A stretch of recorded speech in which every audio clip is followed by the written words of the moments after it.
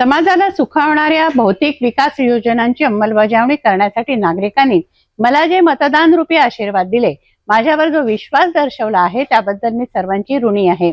आता भविष्यात सुद्धा शहरात विकास कामांच्या पूर्ततेसाठी आपण सर्वांनी आगामी 20 नोव्हेंबर 2024 रोजी मला आपले बहुमूल्य मत देऊन लोकसेवेची संधी द्यावी असं आवाहन महायुतीच्या उमेदवार सुलभा खोडके यांनी मतदारांशी संवाद साधताना केलं आहे।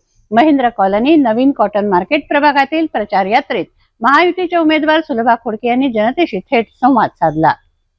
महायुतीच्या उमेदवार सुलभा खोडके यांनी मतदारांशी संवाद साधत आहेत।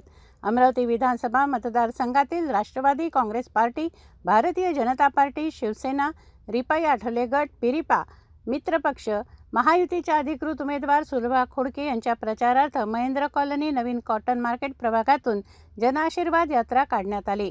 सकाळच्या सत्रात नवीन कॉटन मार्केट भागातील लक्ष्मीनगर, सरस्वतीनगर, शोभानगर भागात 4 तास पायदळ भ्रमण करून महायुतीच्या उमेदवार सुलभा खोडके यांनी थेट संवादातून जनतेचे आशीर्वाद घेतले।